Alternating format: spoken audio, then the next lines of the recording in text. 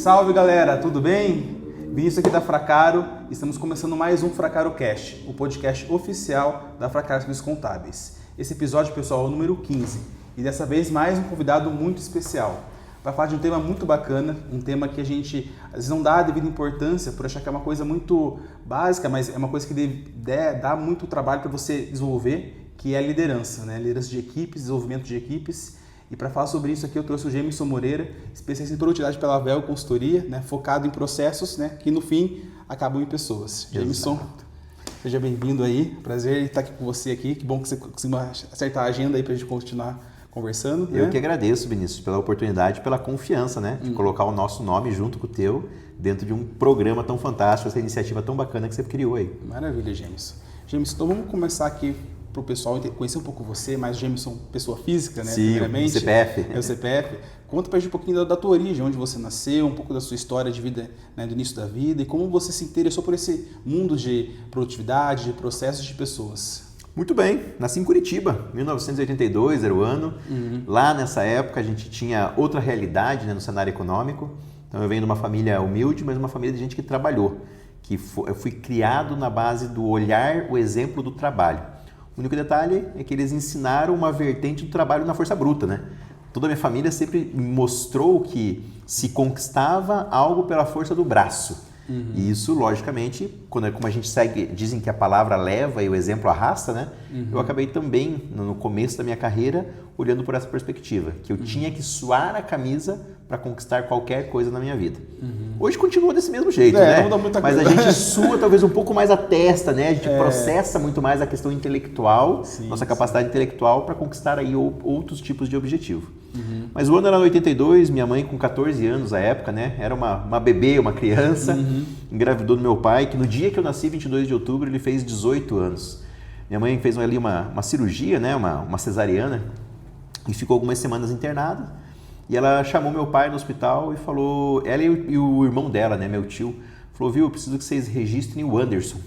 Vamos lá no cartório registrar o Anderson. Então era para ser Anderson na época, né? Sim. E aí acabou que os dois indo na direção do cartório, olharam um para o outro e falaram, vamos parar naquela banquinha de revista, quem sabe tem uma última revista que a gente gosta muito da Marvel, né?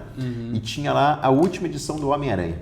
E nessa revista do Homem-Aranha, o Peter Parker era fotógrafo do jornal Clarim Diário. Então, no Clarim Diário tinha o editor-chefe, JJ Jameson. Um bigodudo, com charuto, sempre mal-humorado. Imponente, exatamente. E ali eles tomaram uma decisão que mudou a minha vida. Eles me deram esse presente, que é esse nome Jameson, que não é um nome comum. Sim. E é um nome marcante que eu faço questão de permanecer com ele marcante para tudo quanto é lado. Sim, todo mundo vai lembrar sempre do Jameson, né? Com certeza, ainda mais com essa história do JJ Jameson, né? Vou lembrar do bigodudo, né? Quem sabe eu deixo crescer meu bigode um dia, né? Se fosse Peter, não ia ser tão impactante como fosse o Jameson, né? Exatamente. Bom, a partir daí, então, crescemos nessa vida de labuta, né? De trabalho. Minha mãe acabou se separando do meu pai, teve um outro relacionamento. E ali com 14 anos de idade eu tive meu primeiro trabalho. Eu fui fazer rede. Eu era produtor de redes. Que tipo de rede? De futebol, de vôlei, essas telas de proteção que tem nos apartamentos. Sim. Então ali foi um ofício bem interessante, né? Um trabalho manual, pela força do braço, onde eu fiquei ali um ano mais ou menos. Depois eu fui marceneiro, acabei trabalhando com madeira, produzindo alguns materiais mais artesanais. E aí eu tive meu primeiro emprego formal, que foi numa rede de supermercados que tinha aqui na nossa região, chamada Walmart. Então, sim. O Grupo Walmart, né? Ali foi uma escola para mim, porque o Walmart ele veio com uma filosofia, né? Uma doutrina específica de atendimento ao cliente. Então, ali eu comecei a olhar o que era o atendimento ao cliente. E eu posso dizer que foi o céu e foi o inferno, né? Porque nesse trabalho ali eu acabei desenvolvendo, logicamente, algumas habilidades de comunicação, de percepção do perfil do cliente, do comportamento do cliente em loja, mas com uma cultura muito forte, né? Uma cultura voltada para o cliente. Então eu costumo dizer que foi a minha primeira escola de verdade. E a partir desse trabalho, eu acabei sendo, aspas, promovido ainda com 16 anos, né? A fazer parte do atendimento ao cliente formalmente, daquela área, sabe, que tem no supermercado, de atendimento ao cliente. Fica ali o pessoal mais no canto ali. No canto, esses mesmos. E quando que você tem que ir no atendimento ao cliente, Vinícius? Quando dá um BO, né? Dá um BO dos grandes, que o caixa não conseguiu resolver, tive que ir para atendente. Exatamente. Aí pensa um rapaz de 16 para 17 anos, sem muita maturidade, mas cheio de vontade, tendo que lidar com pessoas que estavam extremamente estressadas. Ali eu tomei uma decisão na minha vida. Eu não queria mais trabalhar com gente. Por isso que eu escolhi a faculdade de Sistemas de Informação, né? Então eu sou formado em Sistemas de Informação, Análise de Sistemas, e a decisão veio exatamente desse ponto da minha carreira, onde eu comecei a atender clientes, mas clientes críticos, clientes que estavam insatisfeitos com o produto ou com o serviço e que acabavam me usando para descarregar toda a sua ânsia. Então, tomei essa decisão, iniciei a faculdade, acabei saindo dessa empresa, né? E fui para a indústria. Aí eu iniciei meu trabalho na indústria, trabalhando como planejador de produção, trabalhei como operador industrial por muito tempo. Depois fui galgando outras atividades, como eu estava na área de sistemas estudando, também tive uma oportunidade nessa empresa, chamada Neodent, né? Você deve conhecer, né? É um nome aqui na nossa região. Fui para a área de tecnologia, implementei sistemas de informação. E aí que eu comecei a olhar para processos, né? Então, como eu vinha da área industrial, que trabalha com processos todos os dias, a melhoria contínua, o Lean Manufacturing, depois fui para a tecnologia, então eu usava a tecnologia para apoiar os processos. Até eu descobri que é o contrário, né? Não existe tecnologia de software implementada em nenhum sistema organizacional se os processos não estiverem bem delineados. Verdade. Então, tudo começou ali nesse momento de atendimento ao cliente, fui para sistemas de informação por olhar para as pessoas e criar aquele rechaço das pessoas. Sim. Mas depois tudo acabou bem, né? Hoje eu me dou muito bem com as pessoas, já superei essa fase da minha vida. Já ficou para trás, já. Já né? ficou para trás, exatamente. Legal. E daí você seguiu assim, vou seguir para esse caminho aqui de consultoria, de treinamento, de processos e também de pessoas. Isso que te fez ir para esse caminho. Esse foi o início da jornada, né? Então, quando eu fui para a área de tecnologia dessa empresa, então eu comecei a entender mais do apoio da área de tecnologia para os processos empresariais, não só voltado à indústria, mas focado a toda a cadeia produtiva, a toda, na verdade, a cadeia de processo, né? Então, a cadeia de valor de uma empresa ela é baseada em processo e a tecnologia ela vem para automatizar o processo. Até a gente costuma falar isso no nosso dia a dia de trabalho, né? Se você não tem processos bem definidos e traz um sistema para automatizar, você vai automatizar o caos. Então você já faz a coisa errada, você só vai fazer a coisa errada mais rápida. Sim. A partir do momento que você tem realmente um delineamento dos processos e consegue organizar melhor papéis e responsabilidades, o fluxo do seu processo, a sua esteira de entrega, uma tecnologia ela entra realmente para fazer uma automatização e entregar mais rápido aquele resultado para um cliente interno ou para um cliente externo. Nessa empresa Neodent, eu acabei tendo contato com implantação de sistemas ERPs, né? Nós adquirimos um sistema ERP e eu acabei virando usuário-chave desse sistema por conhecer tanto tecnologia quanto dos processos. E ali eu tive um contato com consultoria. Eu vi o que era consultoria, de que forma se fazia consultoria e começou a acender uma luz ali, né? Começou a queimar um foguinho aqui dentro, né? Que hoje eu entendo que é o fogo do empreendedorismo. Sim. Mas antes de ser empreendedor, eu acabei sendo intraempreendedor. Então acabei entregando os meus resultados. Saí dessa empresa, fui para uma empresa chamada Sadia, lá na época, né, que era só Sadia ainda, e aí eu acabei participando da jornada Sadia Perdigão, virando BRF, Brasil Foods, também para atuar na cadeia industrial, na cadeia de abastecimento, mas também focado em processos. Posterior a isso, fui para o Boticário, Grupo Boticário, aí sim para ser um consultor interno, voltado a processos, aí foi minha primeira experiência focada em processos, onde foi uma grande escola, né, para o meu desenvolvimento. E aonde eu comecei a conhecer métodos, comecei a entender quais eram os métodos utilizados nas grandes empresas. E aí sim eu tomei a decisão, né? Então eu tomei a decisão de entrar no mercado de processos por um detalhe bem importante. Eu lembro que a gente adquiriu, numa dessas jornadas, um sistema informatizado para cuidar de uma determinada área da empresa. E não estava muito bem definido os processos, mas o vendedor desse sistema vendeu um sonho. Que o gestor daquela área ia apertar um botão e ia ter todos os resultados na sua mão. Você que é da área de contabilidade já passou por isso, né? Eles acham que é fazer isso aqui e tudo acontece. Mas eles esquecem que para se ter um resultado, um output organizado, eu tenho que ter um input muito bem definido. Então, quando eu venho aqui trabalhar com você um DRE, um olhar para a gestão do meu negócio, para aquele resultado aparecer naquele dia, são meses de trabalho através de processos, com automatizações, com pessoas lançando os inputs corretos para sair um bom resultado no final. E ali me deu um clique, eu falei, opa, as empresas estão falhando nisso. Isso era meados de 2010. As empresas não perceberam isso ainda. A tecnologia estava em alta já naquela época, então as empresas estavam contratando sistemas ERPs, porém não estavam olhando para os seus processos. eu posso dizer que eu fui um pioneiro. Porque quando eu comecei a falar sobre isso em 2010, as pessoas não entendiam direito o que é processo. Hoje, em 2026, todas as pessoas falam naturalmente de processos. Mas naquela época eles não falavam. E aí me deu o clique de olhar com mais carinho para a área de processos. Fui fazer algumas formações nessas metodologias, mas olhando especificamente para um nicho de mercado, que são as empresas de gestão familiar.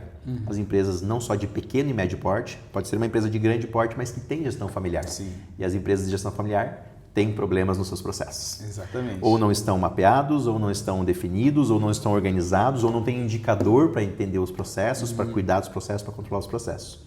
Então, olhando para as empresas de gestão familiar, eu peguei todos esses métodos das grandes empresas, fiz um bem bolado e fiz uma adaptação para as empresas de gestão familiar.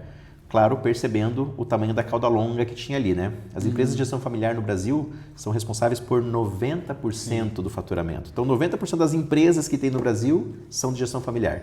75% dos empregos gerados no Brasil, 3 a cada 4 empregos, são empresas de gestão familiar. E para falar do último dado, PIB. 65% do PIB do Brasil está na mão das empresas de gestão familiar. Então, ali foi uma grande sacada que eu tive. Falei, opa, eles precisam de um apoio, eles precisam de algo especializado, mas principalmente de um método ágil, algo que seja simples de ser utilizado. As grandes empresas, elas têm condição de contratar uma consultoria e ficar 6 meses fazendo diagnóstico. Sim. A pequena, não. A pequena, ela quer que se resolva um problema na primeira semana, de preferência. Não é assim? Quanto antes, melhor. Ele quer colocar o dinheiro, ele quer ver o ROI, o retorno sobre o investimento. Sim. E aí a gente adaptou algumas determinadas metodologias, mas uma especificamente, que é o 22-21. 2 dias de análise e diagnóstico, 2 dias numa prévia de implementação, ou seja, um piloto, um pocket do que pode ser, e 21 dias de olhar o resultado, a operação assistida. E deu muito certo. As empresas começaram a entender isso, começaram a entender que esse método funcionava. Então, no primeiro mês, antes de pagar a primeira parcela da consultoria, as empresas começaram a ter resultado. E aí isso fez o nosso nome, o nome da Velga especificamente no mercado. Isso legal, lá em 2011. Inclusive, em 2026, estamos fazendo 15 anos de história. É a história, hein? É a história. É muito legal. E bacana você comentar isso da questão familiar, porque é bem isso mesmo. E eu acho que, assim, o tema do nosso podcast é liderança, por quê? Porque para tudo isso acontecer, tem que ter um líder por trás que está com uma dor, está incomodado. Né? Eu lembro que eu fiz um curso um tempo atrás, que o palestrante falou assim para mim, se você tivesse que demitir todo mundo hoje e contratar novamente, quem você não contrataria, né? Me deixou pensando, né? Daí eu pensei ao contrário, eu falei, se eu fosse hoje um colaborador da minha empresa, eu gostaria de estar nessa empresa? Boa. Eu fiquei assim, Perfeito. não sei. Uma boa reflexão, hein? Se fosse ao contrário, eu gostaria de estar ali por um lugar que está me motivando, está me engajando, que as coisas funcionam de forma boa. Tem uma cultura. Tem uma que cultura. tá acontecendo. Boa. Daí eu isso começou a me mexer assim, eu tenho que arrumar primeiro isso, antes de mais nada arrumar essa questão, né? E por isso que a liderança é importante. Eu queria saber de você assim, na sua visão, o líder, ele nasce pronto ou tem alguma coisa que faz ele despertar como despertou essa fagulha assim, de mudança? É uma reflexão que eu me faço, sabe? Então, contando um pouquinho dessa história, eu, na minha adolescência, por exemplo, eu não tinha perfil de líder. Pelo contrário, eu tinha um perfil muito retraído, a minha aparência não ajudava muito, né? Eu era um pouquinho mais fortinho, vamos dizer assim. Meus dentes eram todos tortos, todos, quando eu falo são todos. Eu usei aparelho por 6 anos para fazer a correção. Eu, naquela época, usava aquele óculos, que hoje é moda, mas na época era chamado de fundo de garrafa. E para completar a história, minha mãe me levava ali na minha pré-adolescência no cabeleireiro, batia nas costas do cabeleireiro e falava, Chitãozinho Chororó, por favor. Então, observa-se que quando você mapeia esse perfil, você fala, não é líder.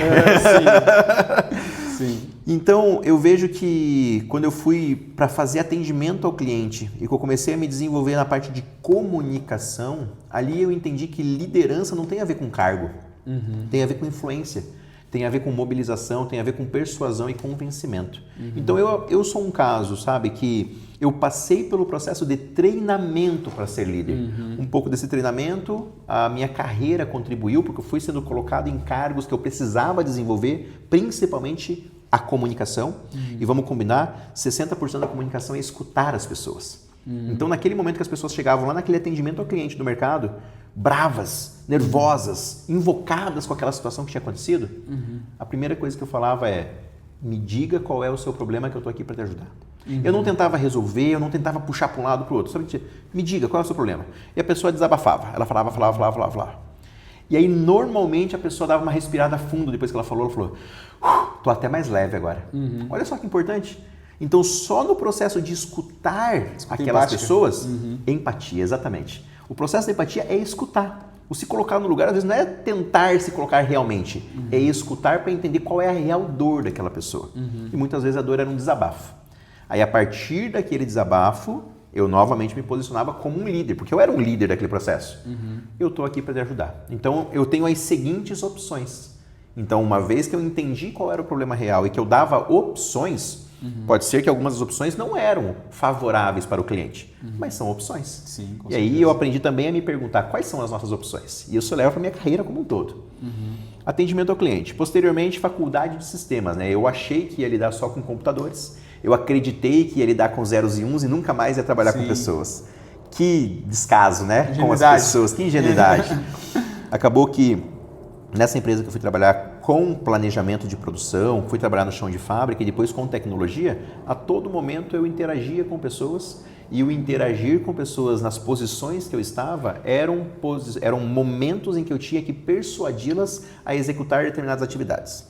Então, uma área de PCP numa empresa, ela planeja e programa e controla a produção. Você lida com todos os operadores ou com as lideranças de célula para fazê-los fazer o que precisa ser feito. Olha a palavra complexa, né? Frase complexa. Mas como que você faz isso sem ter um cargo de gerente, de diretor, de presidente? Você tem que aprender a se comunicar corretamente e entender se tem alguma deficiência, alguma dificuldade que está impedindo aquelas pessoas da indústria de fazer o que precisa ser feito e, a partir daí, estar disposto a ajudá-los. Então, sempre que os operadores de produção me traziam um problema, eu falava, peraí que eu estou aqui para te ajudar. Vamos ver como que a gente vai resolver isso. Quais são as nossas opções? Sim. E a pergunta é sempre essa. Posteriormente, na área de tecnologia, eu trabalhei também com suporte à tecnologia. Então, na hora que um chamado era aberto, na hora que alguém ligava, estou com um problema no meu computador. Fala mais sobre isso. Deixa eu entender qual é o problema, para daí sim perguntar quais são as nossas opções. E aí, depois que eu passei pelas outras empresas, até virar consultor, aí quando eu caio no papel de consultor, mais do que nunca eu sou um líder, né? Porque o consultor, de qualquer maneira, quando você na tua empresa contrata um consultor, o que você espera? Alguém com autoridade. Só que se essa pessoa com autoridade chegar na sua empresa no primeiro momento, no primeiro dia, falando que ela sabe tudo e que ela tem a verdade absoluta, primeiro eu estou desrespeitando a tua jornada. Estou desrespeitando a tua empresa. O primeiro passo de um consultor é: e aí, Vinícius, me conta um pouquinho da tua empresa, do teu negócio, como que você chegou até aqui, quantos anos tem a empresa, o que vocês já passaram? E o Vinícius pode até olhar e falar: eita, mas eu estou com um problema agora, ele quer saber lá do passado. Sim, eu quero escutar, porque as pessoas gostam de contar suas histórias. Sim, para daí chegar no hoje. Ah, Vinícius, agora entendi então que agora chegamos no hoje. Qual é o problema real? E às vezes o próprio empresário não sabe o problema real. Ele tem uma dor. Ó, tá doendo isso aqui. Ó, minha dor é que não tá sobrando dinheiro. Ah, não tá sobrando dinheiro? Então não tô vendendo. Será que não tá vendendo?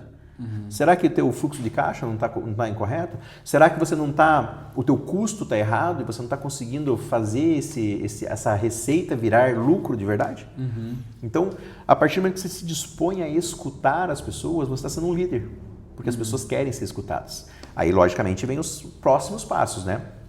O líder que escuta, o consultor, que seja, que escuta o problema dos outros, ele tem uma capacidade melhor de diagnosticar, que é o que normalmente os médicos do passado, pelo menos, faziam, né? Sim, com certeza. Fala onde está doendo e onde está doendo mais. Os médicos de hoje, né? Vamos combinar que nem todos estão nessa pegada. Mas no passado, o que o médico fazia? Quando você ia fazer uma consulta, ele era o teu líder naquele momento. Sim. E a primeira coisa é escutar qual é a sua dor, para daí sim seguir alguns caminhos de possível diagnóstico. E aí, de um diagnóstico bem feito, aí sim você entra com quais são as nossas opções. Você pode tomar esse remédio, um analgésico talvez, você pode tomar esse remédio, um antibiótico mais fraco, ou quem sabe esse remédio, um antibiótico mais forte. Claro que se eu sou uma autoridade, eu vou te dizer que essas são as opções e eu vou te indicar qual é a mais adequada para o seu caso neste momento. Então, observe que a liderança, eu não tenho que ter um cargo para executá-la. Eu tenho que ter a condição de escutar, entender para atender. E a partir do momento que eu consigo entender qual é o problema real das pessoas, aí sim eu vou fazer a orientação, vou dar um direcionamento para aquelas pessoas. Muito Muito bom, cara. E assim, fazer um paralelo com líder e chefe. Você Boa. entende que isso também é um grande diferencial, né? O líder é uma pessoa que escuta mais, o chefe escuta menos. O que você entende que diferencia esses dois lados da mesma moeda, digamos assim? Perfeito. Uma parte da resposta eu já dei. E você também já acabou de comentar, né? O líder, ele tem uma capacidade de escutar, entender e atender. O chefe, ele tem uma capacidade de mandar. Eu, na minha jornada, eu tive esses modelos na minha vida. Por mais que eu diga que o líder ele ensina muito mais, o chefe também ensina, pelo menos o que é ruim. O chefe está me mostrando, ó, não vá por esse caminho. Eu lembro de um chefe específico que eu tive, que eu estava com umas 3 ou 4 semanas de empresa, e ali você está afoito, né? Você está naquele período de experiência, você quer mostrar serviço, e eu sempre fui essa pessoa inconformada. Na verdade, eu sempre tive um pezinho nos processos, né? Eu sempre fui inconformado com os processos, pensando comigo... Como pode ser melhor? Será que não tem uma forma de fazer melhor, mais rápido, menos trabalho? Alguns chamam isso de preguiçoso, né? Não era preguiçoso. Eu só queria fazer mais rápido, terminar aquilo mais rápido. E aí, um dos meus chefes na época falou o seguinte: menino, segura a tua onda aí. Você não foi contratado para dar ideia, você foi contratado para trabalhar. Olha que absurdo. O Lean Manufacturing, que é uma metodologia de olhar para as empresas, para as indústrias e melhorar os processos industriais, até meados dos anos 2000, ele tinha 7 modelos de improdutividade ou de desperdícios mapeados. 7, até meados dos anos 2000.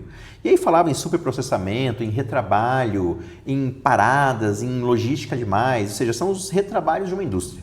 Aquilo que gera desperdício numa indústria. A partir dos anos 2000, em meados dos anos 2000, ele identificou um 8º desperdício da capacidade intelectual das pessoas. E olha o quanto isso é importante nos dias de hoje, para todas as empresas, mas principalmente para as empresas pequenas, médias, de gestão familiar. Você, empresário, empreendedor, o que você precisa? Você precisa ter coragem para fazer o que a gente faz, vamos combinar. Sim. Mas você não vai ter condição de resolver todos os problemas. Porque a tua mente vai ter tanta coisa sobrecarregada que você não vai conseguir dar conta. O que você precisa? Que as pessoas te ajudem a resolver os problemas e muitas vezes com criatividade. Então, o que as pessoas que estão nessa posição de liderança precisam hoje? Aproveitar a capacidade intelectual das suas equipes através do escuta ativa. Quanto mais você conseguir dar tempo de escutar as pessoas da sua equipe, mais elas vão dar ideias de como melhorar os processos, de como resolver problemas de tecnologia, de como ajudar outras pessoas a trabalharem melhor. E melhor trabalhando, a gente tem mais produtividade nas empresas. Com certeza. Uma coisa também interessante, né, como você comentou da escutativa, porque você quer melhorar os processos, também tem a parte da, digamos assim, a cobrança, né, por resultados, né, que é uma coisa também que é um dilema do líder. O líder, às vezes, ele é empático, ele escuta, e ele, às vezes, na hora de cobrar, ele tem um pouco de receio, poxa, será que eu vou acabar misturando, né, algum sentimento do colaborador, enfim, eu vou perder esse feeling que eu tô com ele, se eu chegar mais firme nele. Na tua visão, assim, como que o líder consegue o respeito da equipe, né, de forma que ele consiga cobrar sem ter ali o ônus, né, da cobrança, de forma tranquila, assim? Como ele consegue ter esse respeito sem ser autoritário, digamos assim? Bom, o primeiro passo, como eu falei, né, essa empatia, esse processo empático, começa por escutar mais vezes o seu liderado. O escutar mais vezes, em muitas situações, você vai ter que escutá-lo falar da sua vida pessoal. Porque às vezes a imperfeição ou a improdutividade dentro do ambiente de trabalho está relacionada a um problema que aquela pessoa tem fora da empresa. E trouxe para dentro da empresa. E acaba trazendo naturalmente, né, Vinícius? Vamos combinar, a gente Sim, quando está com problema lá fora, fica aqui um zumbido no ouvido, a gente não consegue se concentrar totalmente. E esse zumbido, ele aumenta quando eu não transbordo isso para fora, quando eu não falo com ninguém. E daí eu fico ali naquela pressão. Tem um colega meu que costuma falar, né, parece um ninho de marimbondo dentro da cabeça da gente. Sim. A partir do momento que um líder, não só escutando, mas por observação, começa a entender o comportamento do seu time, ele vai perceber que aquela pessoa naquela situação está com um comportamento diferente. Está mais afoito, está mais inquieto, está mais nervoso. Aquele líder, quando ele tem a condição de chegar naquele colaborador e perguntar o que está acontecendo de forma bem transparente, trazendo a vulnerabilidade daquele colaborador para dentro do seu ambiente, aquele colaborador vai se sentir confiante nesse ambiente.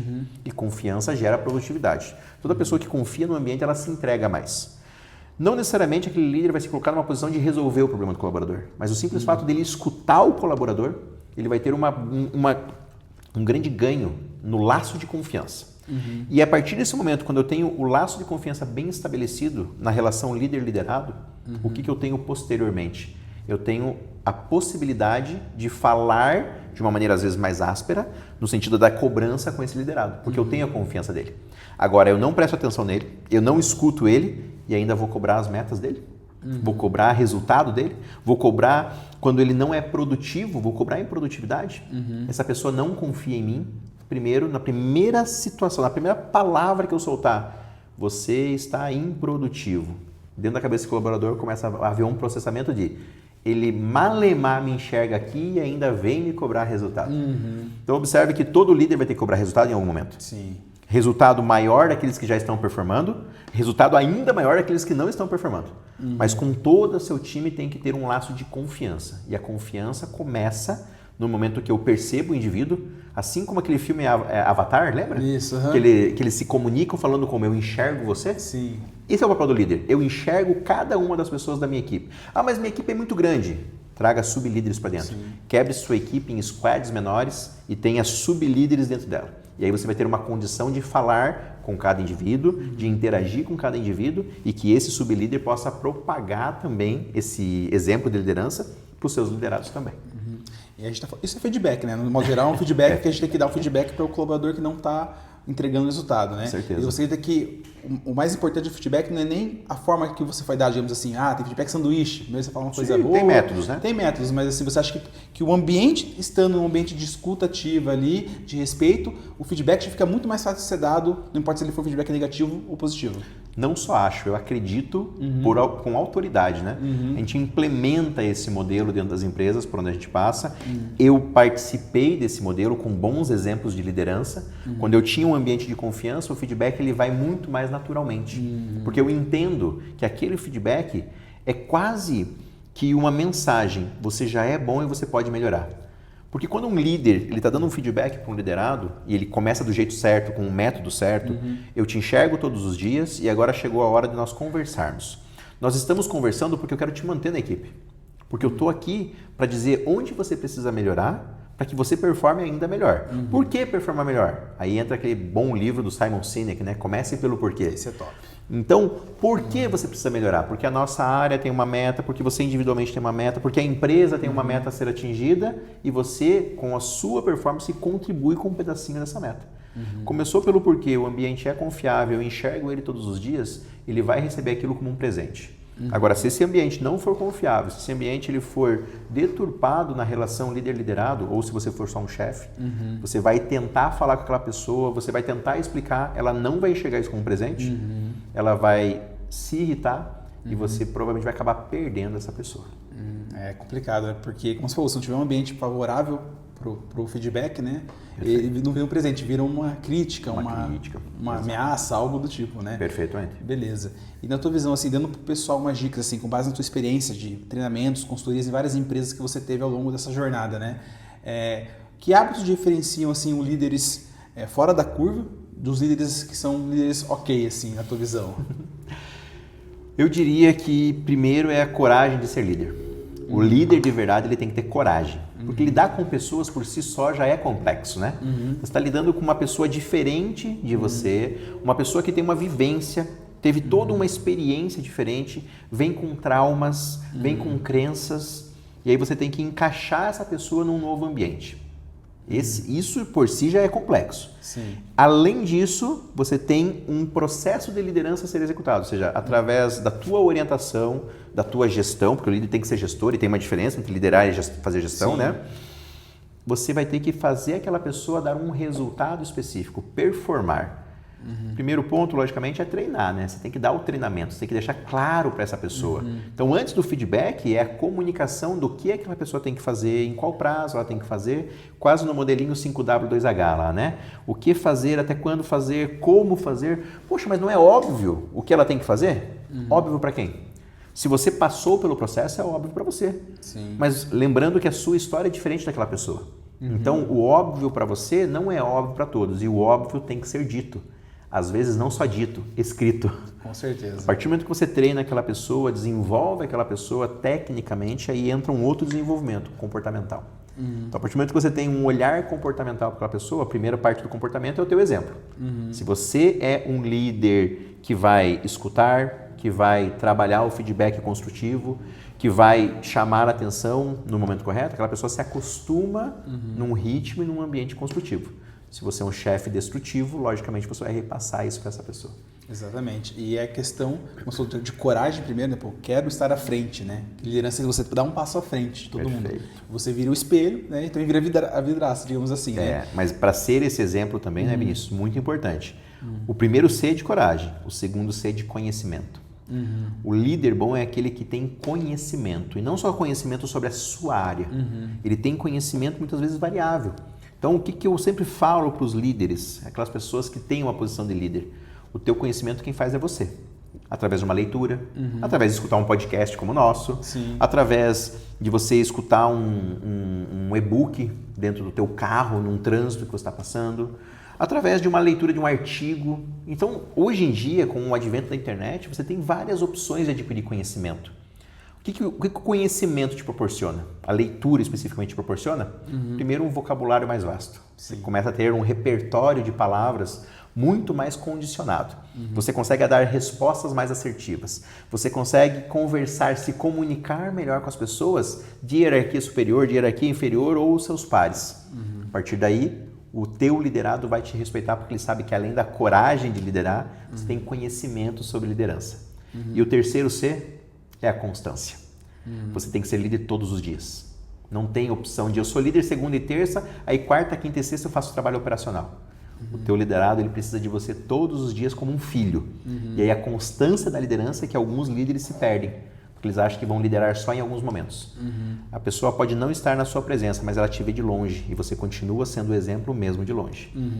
Então, 3 Cs. Conhecimento, coragem e constância. Eu comento com o pessoal aqui do escritório que a liderança é difícil porque é como se ela todo dia quer te provar que você é capaz, né? Ela vai te dar momentos para você, você quer ser líder ainda? Sabe? Ela fica te provocando. E é coisas pequenas, às vezes é coisas do seu dia a dia mesmo, né? Sim. Acordar mais cedo para fazer um exercício físico é uma autoliderança, né?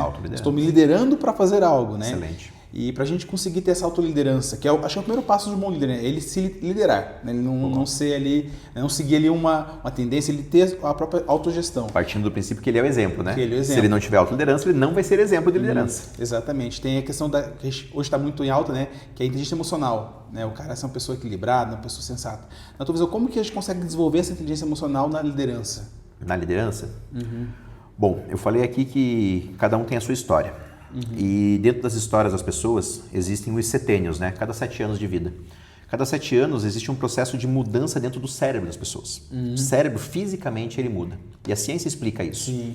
Então, pense comigo. Um líder, você observa alguns adolescentes, até algumas crianças no primeiro setênio já liderando, né? São aquelas pessoas que já querem organizar o parquinho, né? Já querem fazer uma fila ali no escorregador. Sou capitão do time. Sou capitão do time, exatamente. Então, são pessoas que têm uma predisposição para a liderança. Porém, além dessa predisposição, ao longo dessa jornada dos setênios, existe a programação também chamada de crença, né? O cérebro da pessoa vai sendo programado e as crenças vão sendo distribuídas. As crenças são distribuídas pelo exemplo, muitas vezes dos primeiros líderes que a gente tem, os pais, dentro de uma igreja eu tenho um líder religioso, podendo ser um pastor, talvez um padre, eu tenho os professores. Pelo menos na nossa época era assim, né? Hoje em dia eu tenho o líder que é o influencer lá da internet, que está também sendo o líder das crianças. Então tem que tomar cuidado também com isso, né? Mas vamos lá. Os primeiros exemplos de liderança são esses. Então são as primeiras programações, as primeiras crenças que eu formo. Só que além das crenças eu tenho os traumas. Todos os traumas que a gente passa também vão formatando o nosso HD, o nosso cérebro, a tratar de um comportamento baseado em crenças e traumas. Então pensa comigo. Quando eu chego lá na vida adulta, e aí sim eu vou receber um cargo de líder, né? Daí a partir do momento você já pode ser líder de várias mobilizações, você já é um influente na sua comunidade, mas em algum momento você recebe o cargo do líder. A partir desse momento você tem uma responsabilidade diferente. Só que essa responsabilidade é carregada de toda a tua história.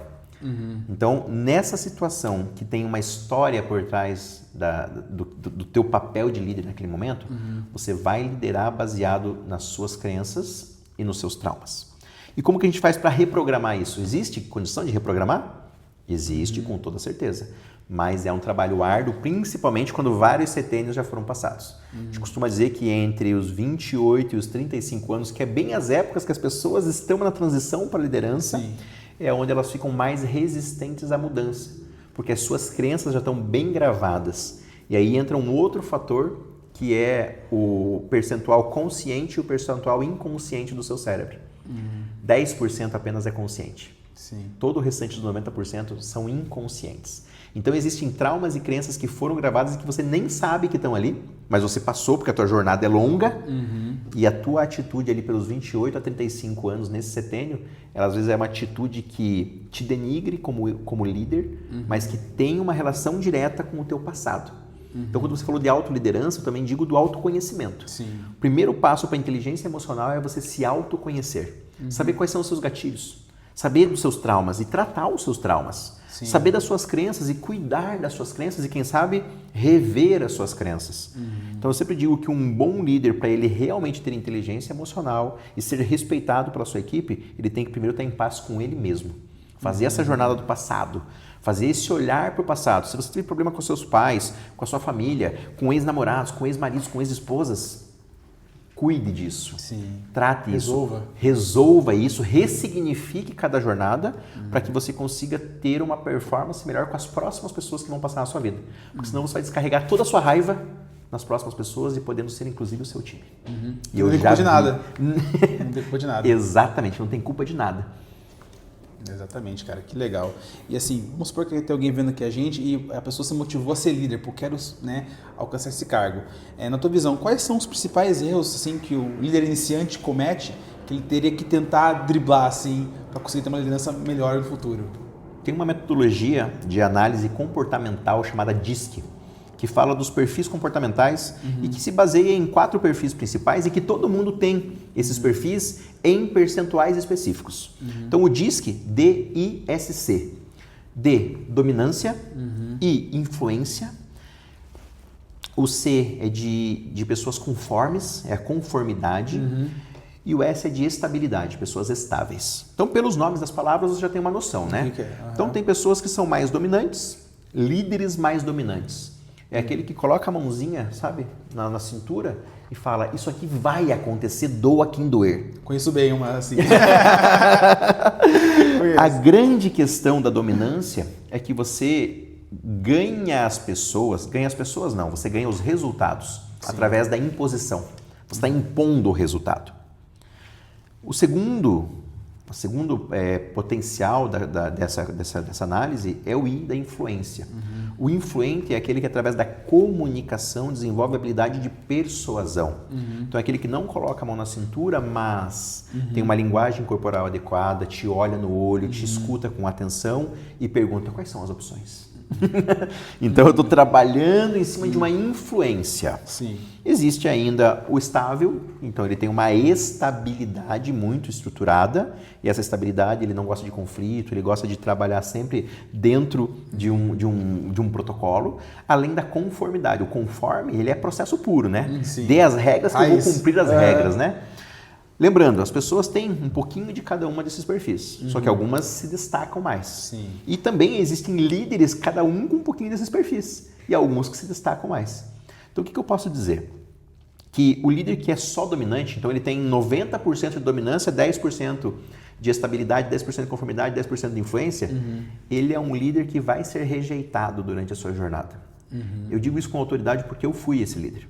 Quando eu atingi um momento de liderança na minha carreira, eu era muito dominante. Eu colocava a mãozinha na cintura, erguia meu narizinho aqui e falava, viu, vamos fazer.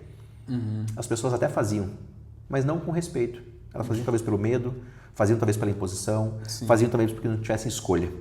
E aí eu fui taxado de arrogante, de prepotente, daquela pessoa que era o chefe. Sim. E ali, quando eu recebi esses feedbacks, eu falei, opa, tem alguma coisa errada. E aí eu fui o quê? Aí existe a análise DISC da tua essência, aquilo que você desenvolveu ao longo da sua vida, e a análise DISC adaptada, aquilo que você pode se adaptar, ou seja, você pode treinar, você pode desenvolver, ou seja, redesenvolver os seus percentuais. O que eu fiz? Eu reduzi a minha dominância propositalmente e aumentei a minha influência. Então, melhorei minha comunicação, melhorei meu processo de persuasão para ser muito mais influente e convencer muito mais pela comunicação e não pela imposição. Mas não pense que sob pressão a gente não resgata, né? Não resgata aquela dominância, dá um tapa na mesa e fala, viu, parou de conversa, agora é hora de ação, vamos fazer. Mas logicamente com o devido respeito. Sim. E aí entra o limite do respeito. Você pode ser dominante com respeito, da mesma forma que você pode ser influente sem ser tagarela, falar o que é necessário ser falado. Mas você vê então que existe método para se desenvolver e o líder ele tem que entender qual é o seu perfil e de que forma ele precisa se adaptar para ganhar respeito, para convencer mais aquelas pessoas que estão sob a sua liderança. Sem contar que, vamos combinar, né? Eu visualizo isso na minha jornada. Não tem melhor sabor do que você formar novos líderes. Eu vejo na minha jornada as pessoas que, através do meu exemplo, através das minhas indicações, da minha comunicação, olharam para mim e disseram, opa, quero ser líder, porque pelo visto esse negócio é bom. E realmente é bom. A pessoa que decide ser líder é um processo gostoso, porque você forma outras pessoas. Se você tiver a mentalidade de líder, você tem que formar as pessoas para elas serem melhores que você. Agora, a partir do momento que o chefe tem medo que as pessoas evoluam... Tomar o cargo dele, tomar o lugar dele. Roubar o cargo. Aí essa pessoa ela vai ser boicotada e eu também falo com autoridade. Na minha jornada aconteceram algumas situações como essa. Hoje eu percebo com a maturidade, com o autoconhecimento, com o meu desenvolvimento, mas que na época eu ficava frustrado e eu não entendia por que aquela pessoa que deveria me incentivar a evoluir, a crescer, me bloqueava, me boicotava, não deixava eu mostrar todo o meu potencial. Dava aquele tapinha no meu ombro e falava, viu amigo, você não foi contratado para dar ideia, você foi contratado para trabalhar. Isso é a pior escolha que eles fizeram lá atrás. Não, isso que você comentou é muito correto, porque eu já li vários livros sobre liderança, né? Tem um livro que eu gosto bastante, que é o Empresa Feita para Vencer. Perfeito. Que tem lá a liderança nível 5, que ele fala 5 níveis do líder. Né? E o nível líder 1, né, digamos assim, é o cara que é capacitado, é o cara ali que conhece do ofício, que tem a técnica, né? Ele vai subindo nos níveis, mas o que vai ter no topo? Né? O que será que é o mais difícil de ser alcançado que 1 a cada 100 conseguem? E no topo está assim, que ele constrói eficiência duradoura com humildade e força de vontade. Sustentação. Ele sustenta o processo. Né? Olha como que, né, a gente tem uma visão de liderança às vezes que é equivocada, que como você falou, é humildade e força de vontade. Perfeito. Né? Até nesse contexto que eu te comentei, né, sobre análise DISC e que eu era dominante, eu cheguei nesse primeiro cargo de liderança pela minha capacidade técnica, indiscutivelmente. Tecnicamente eu era muito bom, entregava um bom resultado, mas comportamentalmente eu não era líder ainda. Então eu tive que desenvolver isso na marra. Então quando eu falei que fui buscar a minha influência, eu estava buscando na verdade uma skill comportamental. Um olhar para o meu comportamento para ser um líder mais maleável, mais flexível, mais escutador, para que as pessoas confiassem mais em mim. Muito bom, cara. Então vamos caminhando para o final do nosso podcast aqui, nosso papo está muito massa, queria ficar mais tempo aqui conversando aí. Aprendi muito já com você nesse nosso papo aqui de 1 hora aqui, aproximadamente, mas para a gente fechar, eu queria fazer algumas perguntinhas sobre o Gêmeos, também pessoa física novamente. Legal. Né? Para você, assim, qual que é a frase que você mais gosta ou que mais te define como pessoa? Eu tenho algumas, mas tem uma que está mais reluzente, eu diria assim. O certo continua sendo certo, mesmo quando ninguém está olhando. Isso também vale para o errado. O errado continua sendo errado, mesmo quando ninguém está olhando. É cultura, né? É cultura. Cultura, exatamente. Exatamente. Muito legal. E qual foi o lugar mais alto que você já conheceu na sua vida até agora? Assim? O lugar? Mais legal que você já conheceu? Rapaz, eu tenho uma lista incrível. Você é viajador, eu sei. Eu sou viajador. Eu entendi como é que funciona a vida e eu aproveito a vida. Eu faço ali a minha captação de recurso e eu usufruo desse recurso em vida. Eu não quero ser o morto mais rico do cemitério, não. Justíssimo. Mas ao mesmo tempo, eu quero ter um bom potencial de viver muitos anos com uma boa condição. Sim. Mas vamos lá, o lugar mais incrível. Eu tenho 3 que eu posso citar. Primeiro, Salar de Uyuni, na Bolívia. É um lugar energético, é um lugar fantástico. É um lugar que eu fui desacreditado, foi a minha esposa que me levou, ela que fez toda a programação. Só foi? Só fui, eu fui de passageiro, literalmente. E chegando lá, eu voltei diferente. Um segundo lugar foi a segunda vez que eu pisei nos Estados Unidos, eu fui para Califórnia, São Francisco, Vale do Silício, conhecer o que é aquele polo. E eu fui sozinho, com um inglês muito meia boca. Eu tive que me virar de um jeito ali, que tem várias historiazinhas que a gente pode marcar um podcast só para contar essas histórias. Sim, legal. Quase fui preso. Sério mesmo? Por vagabundagem. Tava só comendo um lanche na rua e não podia naquela situação ali, né? Enfim. Mas também voltei diferente porque me engrandeceu, sabe? Eu voltei diferente porque eu vi que a coragem pela coragem, ela é importante, mas você tem que ter um plano para sustentar a tua coragem. Então eu fui para aquele lugar, fui para aquela situação, país diferente, a língua eu não conhecia direito, a cultura, né, você não conhece direito, mas eu me virei. Eu fiz o que precisava ser feito, eu fui onde precisava ir, eu na mímica, naquele spanglês ali, né, eu fui trabalhando e consegui chegar onde eu queria e consegui voltar para casa. O medo da minha esposa, inclusive, era esse, que eu não conseguisse voltar para casa. Que história, hein? Exato. E o terceiro lugar, aí eu sou um viajante de motocicleta, né, eu gosto de fazer viagens de moto. Aí eu vou falar do Rio Grande do Sul, ali tem a divisa das serras, tem uma serra chamada Serra da Rocinha. Foi um lugar que eu fui, inclusive, agora no último verão. Eu faço uma viagem por ano sozinho de moto para fazer até um processo de reflexão, como se fosse um retiro espiritual, literalmente. Então, todo final de ano, ou começo de ano, eu pego a minha moto, defino um local e faço uma viagem sozinho, só mesmo. Eu, meu capacete e Deus. E nessa Serra da Rocinha, eu vivi uma experiência muito gostosa, uma experiência muito boa, falando do modelo espiritual, né? Eu estava sozinho, sem ninguém, passei por uma situação de apuro com a minha moto e mais uma vez eu tive que resgatar aquela minha frase padrão. Quais são as minhas opções? Sim. Então, no momento onde eu precisei de mais inteligência emocional, sozinho, no meio do nada, 80 km de lugar nenhum, 100 km de lugar algum, eu tive que parar, respirar e perguntar quais são as opções. E a partir do momento que eu consegui mapear minhas opções, eu falei, opa, eu tenho uma opção boa aqui.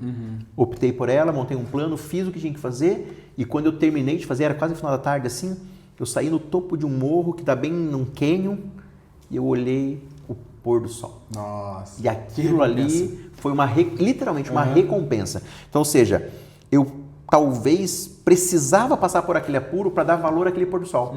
Porque eu já vi tantos pôres do sol que foram fantásticos, mas aquele foi marcante.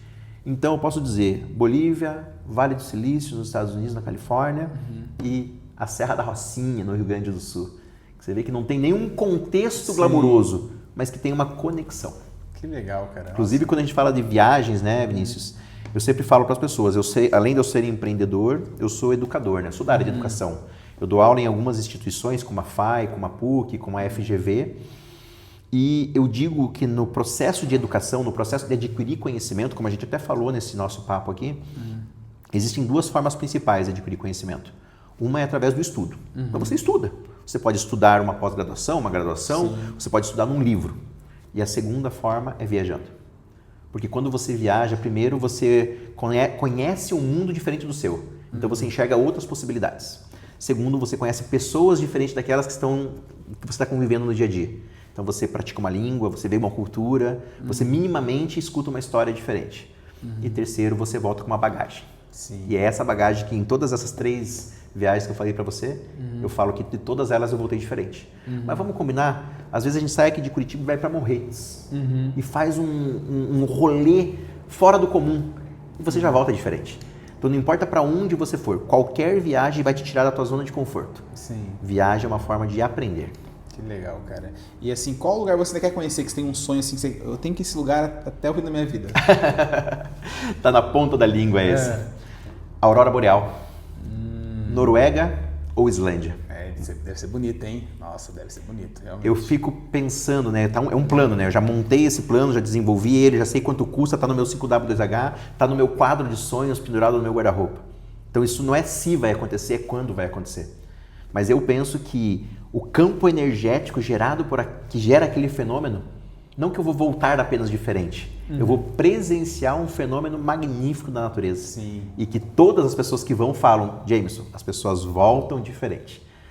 E aí, eu estou falando que pode ser Noruega, pode ser Islândia, porque na Noruega eu posso alugar uma moto e fazer ainda um rolê de moto, para ficar mais legal ainda. Então tudo vai depender da minha ambição no momento que eu for fazer isso. Mas provavelmente vai ser em 2027, provavelmente vai ser Noruega, provavelmente vai ser de moto e talvez o próximo podcast vai falar como foi essa viagem. Que legal, cara. Nossa. Graças a Deus, tomara que dê tudo certo. Você vai lá, já está acontecendo. Maravilha. E agora, falando de leitura, seu método de estudar e tudo mais, qual livro que você mais gosta? Que é o livro favorito? Meu livro favorito é um livro de cabeceira, chamado A Meta. Ele é um livro voltado para a indústria e que ele fala, né, como eu tenho o pé na indústria, eu trabalho muito forte a indústria, os modelos industriais, e a Meta, ele trabalha a teoria das restrições. Como uma empresa, ela pode adaptar o seu modelo produtivo, ser mais eficiente, baixar seus custos, através de pequenas ações. Seja ela um 5S, um 6S, um 8S, tudo vai do teu momento de maturidade. Seja ela num olhar para processos, de como trabalhar os gargalos dos seus processos. Seja ela uma agilização dentro de um fluxo operacional ou de serviço sistêmico. Então esse livro, eu digo que uma vez por mês eu recorro a ele. Sempre tem um insight ou algo a ser costurado. Falando tecnicamente, né? Falando do ambiente empresarial. Mas tem um outro best-seller que eu gosto muito, que é a Bíblia, né? Então, na Bíblia a gente tem sempre alguns... Sempre atual. Sempre atual, o mais vendido do mundo, não importa a tua religião, a religião de você que está assistindo a gente. A Bíblia, ela tem insights poderosos.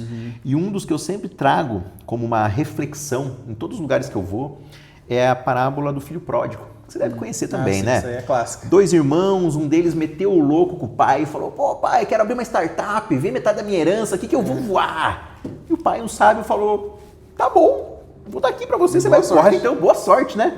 Como diria minha avó, ele pegou aquela herança e enfiou toda no nariz. E aonde que eu quero chegar? É a vida das pessoas, essa é a história da vida das pessoas. Às vezes a gente ganha uma grande oportunidade, alguém nos dá uma grande possibilidade e a gente enfia no nariz. Verdade. Isso tem que gerar um aprendizado. E para o filho pródigo isso gerou aprendizado. Ele estava lá no fundo do poço, prestes a comer a comida do porco, a lavagem. Ele olhou para o céu, essa é a minha interpretação, logicamente, né? Sim. Ele olhou para o céu e falou, Deus, não adianta nem eu te culpar, porque não foi você que me colocou aqui. Sim. Não foi o Senhor que possibilitou eu estar aqui. Eu estava bem, trabalhando com meu pai, e eu me coloquei nessa situação. O nome disso é autorresponsabilidade. Um líder, ele deve ter como premissa a autorresponsabilidade. Se sua equipe falhar, você tem que ser autorresponsável e dizer a falha foi minha, porque eu não instruí eles direito. Não adianta você dar nome para falha. Ah, quem errou foi tal pessoa da minha equipe. Não, você errou então. Agora, se alguém da sua equipe fizer um bom trabalho, você tem que exaltar esse nome. Esse é o grande papel do líder, autorresponsabilidade. Voltando ao filho pródigo. Ele estava lá prestes a comer comida do porco. Ele pensou, poxa, os empregados do meu pai passam melhor do que eu. Então ele montou um plano, ele falou, já sei. Vou segunda-feira. Segunda-feira vai acontecer, né? Sim. É assim, né? Sempre É o assim, dia, né? É o dia. Segunda-feira eu vou voltar lá na fazenda do meu pai e vou pedir, não para voltar como filho, para voltar como empregado. Pelo menos eu vou ter onde dormir, eu vou ter o que comer, eu vou ter uma roupa lavada. E as pessoas, algumas pessoas são boas de fazer planos, né? São boas de contar seus planos. E segunda-feira eu vou para academia, e segunda-feira eu vou ler um livro, e segunda-feira eu vou. E param nisso. Então o primeiro ponto é você ter autorresponsabilidade. Não ser vítima. Você é autorresponsável pelos seus resultados. Se você está onde você está, a responsabilidade é sua, meu amigo. Não culpa o terceiro, não culpa o governo, não culpa o padre, o pastor. Não. Você.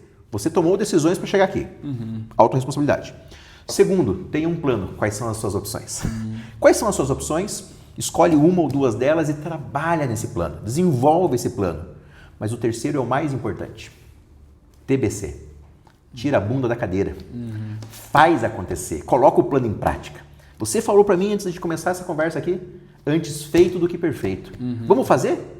Ah, mas o cenário, vamos fazer? Ah, mas vamos fazer, senão a gente fica nessa, né? Vamos esperar o cenário perfeito? Vamos esperar uma mesa melhor? Vamos esperar um computador melhor? Vamos esperar um celular melhor? Não, vamos fazer. Vamos fazer.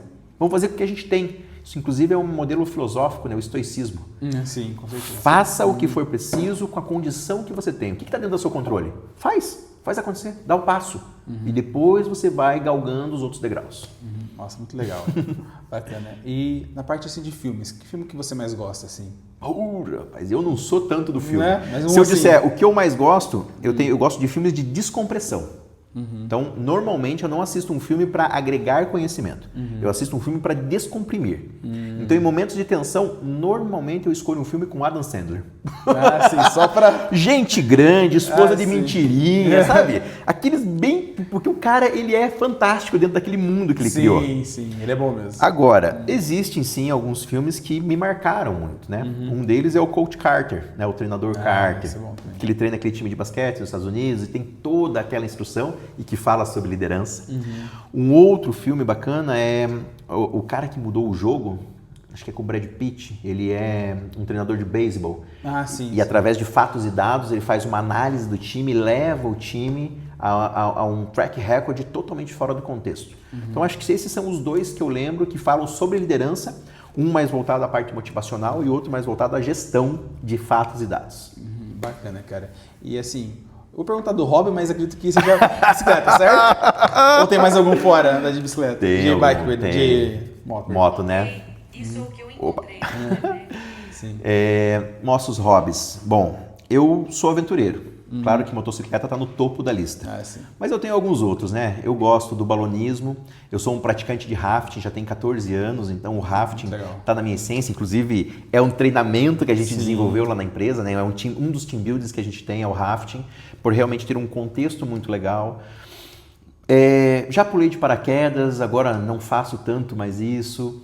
Deixa eu ver, acho que esses são os principais, né? Mas o meu hobby é viajar, se eu pudesse dizer, né? Viajar para fazer uma aventura, aí tá completo. Sim. Mas viajar pela viagem já é o meu hobby preferido. Ah, sim. Tudo Nem tem a que ver com seja aventura, Curitiba, Ponta Grossa, já Curitiba, tá legal. Morretes. Às vezes a gente vai em Uitmarsum, sabe? Que é no sim. meio de Ponta Grossa ali, e fala, pô, aqui já é viagem. Já consegui ver um ambiente diferente, um momento diferente, uma experiência diferente. Muito legal, cara.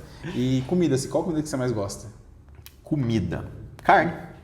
É churrasco, né? Raiz. Churrasco, mal passado. Sim, não tem outra coisa comigo. Churrasco, mal passado. Ponto final. Sim, legal. E assim, sobre referências, né? Na tua visão, assim, quem que é o teu herói ou tua heroína assim, na sua vida hoje? Na jornada hoje? Deixa eu ver. Eu vou falar de dois. Um do hoje, que é uma pessoa que eu tenho uma consideração muito grande, que é a minha esposa, a Cristiane. Sim. Ela tem ali um potencial que ela descobriu nela e que eu posso dizer, eu liderei essa descoberta, né? Eu ajudei ela a se descobrir. Só que tem a contrapartida. Ela também foi minha líder, né? Ela ajudou eu a me descobrir. Eu lembro da época que eu imprimi uns cartõezinhos, inclusive tinha um erro de português, e eu falei, você é consultor, esse aqui vai ser o meu cartão. Ela olhou e falou, primeiro você tem que aprender a escrever. Tem um erro de português aqui. Falei, nossa! Então ela é uma líder raiz, é aquela que não tem papo na língua. Mas ela também, ela costuma dizer que ela me comprou na planta, né? Investimento mesmo. Lá em 2007, veja, a gente vai fazer 20 anos junto, né? Lá em 2007, ela via que alguma coisa ia acontecer, mas ela não tinha muita certeza. Do que ia vir. E ela foi também responsável por essa trilha, então ela foi ali organizando. Eu falei de 2007 porque eu conheci ela quando eu fiz a transição Neodente para a Sadia. Eu conheci ela no segundo dia de trabalho da Sadia. Mas antes dela, eu estava na Neodente. E eu tenho que citar as pessoas que trabalharam comigo na Neodente, inclusive o Geninho Tomé. Geninho Tomé, junto com a Clemilda Tomé, na época eles eram casados ainda, foram dois líderes de responsabilidade, cada um com o seu perfil. Mas eles são muito responsáveis pelo que eu me tornei hoje. O Geninho pela humildade, pela bondade e pela perseverança dele. A Clemilda por me ensinar a ser homem. Ela realmente me forjou. Ela me colocou em desafios onde ela me falava, eu estou fazendo isso porque você aguenta, não fraqueje.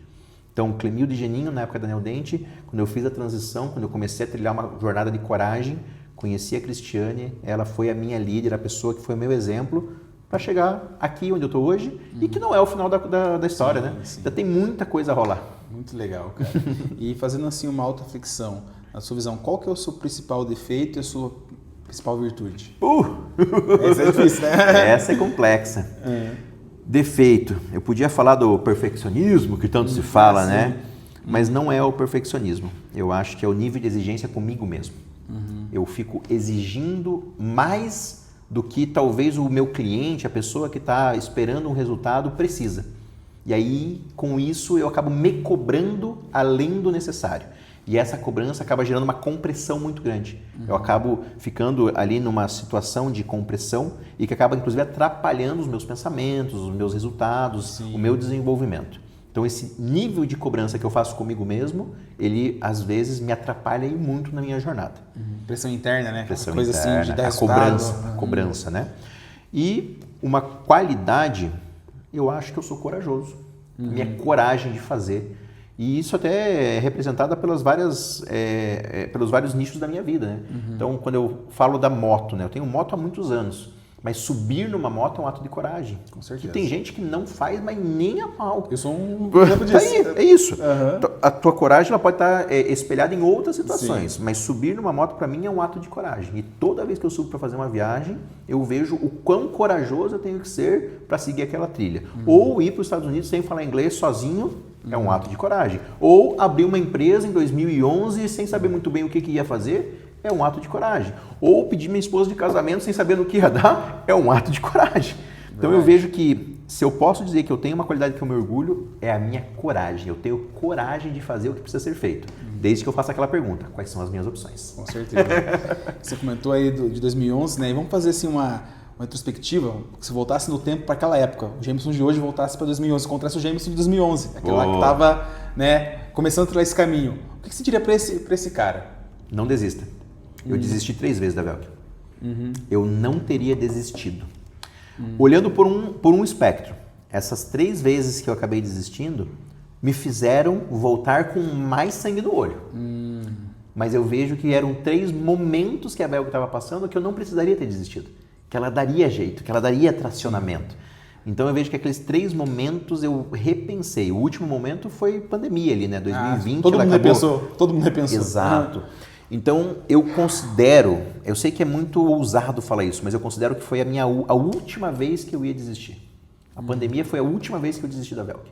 A próxima vez que eu desistir da Velk não vai ser uma desistência, vai ser equity. Eu vou vender ela. Então não é uma desistência. Sim. Eu vou entregar ela para alguém que vai performar muito melhor do que eu e vou entregar ela no melhor potencial que ela pode estar sobre os meus cuidados, sobre a minha mão. Ponto.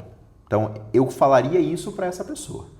Se você tiver que desistir, pense bem. Resiliência, né? Seja resiliente, aguente aí, aguenta firme, que vai dar certo. Que legal. E agora, indo para o futuro, qual a sua perspectiva de futuro para os próximos 10 anos da Velg? O que você quer chegar? Você tem alguma meta ali que você quer chegar com a empresa? Se for do equity, por exemplo, qual que é o planejamento para o futuro aí da empresa? Um dos planejamentos é estar menos presente na Velg, então eu tenho um plano para a Velg não ter uma dependência, né? Hoje eu já consegui formar uma equipe, liderar essa equipe e me posicionar muito mais como um comercial, né? Hoje eu sou muito mais comercial na Velg do que necessariamente consultor, então consultoria já não é muito, é quase zero que eu faço na Velg, Legal. Mas eles seguem o meu método, o método que eu criei. Sim.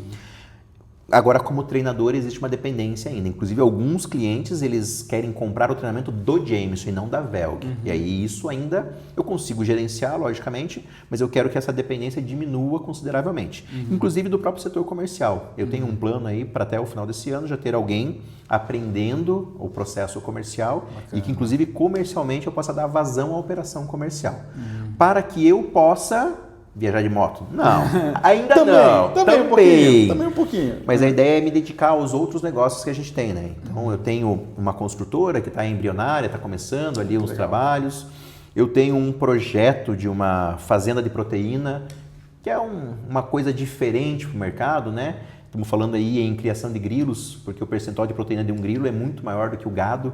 Cada 100 gramas de proteína do gado, a gente tem 22% de proteína, e do grilo a gente chega a 70% de proteína. Nossa. E nos momentos de hoje, que tem cada vez mais proteína embarcado dentro dos produtos. Verdade. Então eu vejo um nicho de mercado bem importante para trabalhar aí. Já estamos com um plano de negócio, já estamos fazendo um trabalho de viabilidade e desenvolvimento. Não só essas 2 empresas, a gente tem aí mais 2 ou 3 vertentes que a gente pensa em fortalecer. Estamos com o pé no Paraguai, nesse movimento que está acontecendo, né? Brasil-Paraguai, com até não é uma debandagem, mas uma migração, né, de empresas para o Paraguai. Então eu tenho alguns contatos ali, estamos desenvolvendo um negócio específico próximo de Assunção, agora com o desenvolvimento das Zonas Francas do Paraguai. Então, a minha ideia é trabalhar a visão de holding, no primeiro momento, né? Ter uma holding que vai cuidar de multinegócios, mas não ter uma dependência da Velg. Na Velg eu quero ser um conselheiro e quando alguém fizer questão de ter o Jameson para dar um treinamento, logicamente vai ter o preço do Jameson e logicamente eu vou estar à disposição, porque vamos combinar, ser educador é uma paixão, né? Eu faço isso não por ofício, eu faço por propósito. Eu gosto de estar à frente de um palco, à frente de uma sala de aula, transbordando o meu conhecimento. Então isso eu nunca vou deixar de fazer, mas talvez eu faça com uma frequência moderada. Entendi, cara. Maravilha. Gente, queria agradecer, cara, foi muito bom, poxa, show de bola. Eu que agradeço. Foi uma aula aqui pra mim. Eu falei, nossa, abri minha cabeça assim, vou nem dormir hoje de noite, tanta coisa que eu falei, nossa, nunca tinha pensado nesse sentido. Né? Muito bom, cara. Eu que agradeço, Vinícius, a oportunidade de estar aqui falando com você. Você tem todo um cuidado em quem você escolhe para estar aqui, então com certeza você viu em mim algo, né, que podia agregar aqui no teu canal, nesse teu canto. mas principalmente é uma relação de confiança, né, Vinícius? Acho que a gente desenvolve relação de confiança, a gente falou tanto sobre liderar, que é uma relação de confiança. Então aqui a gente está num processo de liderança, né? Você me lidera com o teu conhecimento, com o teu expertise, com o teu potencial e eu te lidero. E observa que interessante a humildade que a gente tem que ter para falar sobre isso, né? Eu não quero ser o seu líder e não necessariamente eu quero que você seja meu líder, mas a gente troca informações do papel de líder. Quando você tem um processo de comunicação que me convence a certas coisas e eu, através da minha comunicação, posso te convencer a outras coisas. Sim. Então, liderar é um processo de troca. Sempre vai ser e continua sendo até hoje. Muito legal, cara. E para quem está vendo o podcast e gostou aqui do papo, quer conversar com você depois, trocar uma ideia, ou até contratar um serviço da Velg, passa para o pessoal os contatos aí que você tem. Boa. Bom, estamos nas redes sociais, LinkedIn, Instagram, estamos também no Facebook, acho que o Orkut a gente não tem mais, se eu não me engano. Jameson.Moreira, Jameson, Jameson. Então é James com on no final, ponto Moreira, nome em português. E a Velg é @Velg Consultoria. Você encontra os nossos canais, lá tem uma série de conteúdos que a gente gera quase todos os dias. Encontra também lá os nossos contatos diretos para você fazer ali um bate-papo, eventualmente uma mentoria, tomar um café. Nós somos pessoas que tomamos muito café com as pessoas, né? Isso é muito importante para o relacionamento. Então, se você tem necessidade ou quer evoluir, quer crescer, segue a gente lá que você já tem um conteúdo muito legal. Podem confiar, pessoal. O Jameson é fera. O Velg também é excepcional. Boa. Beleza? Então é isso, pessoal. Chegamos ao final do podcast. Quero agradecer a todo mundo aí que está assistindo a gente, né?